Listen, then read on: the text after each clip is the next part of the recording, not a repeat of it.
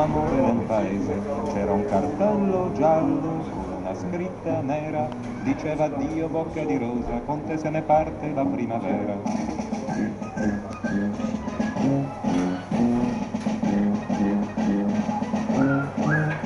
Ma una notizia un po' originale non ha bisogno di alcun giornale, come una freccia dall'arco scotta, vola veloce di bocca in bocca. E alla stazione successiva, molta più gente di quando partiva, chi manda un bacio, chi getta un fiore, chi si prenota per 2 ore. Persino il parroco che non disprezza, fra un miserere e un'estrema unzione, il bene effimero della bellezza, la vuole accanto in processione. E con la Vergine in prima fila e bocca di rosa poco lontano, si porta a spasso per il paese l'amore sacro e l'amor profano.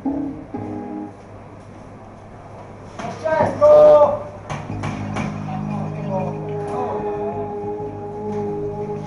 Luigi!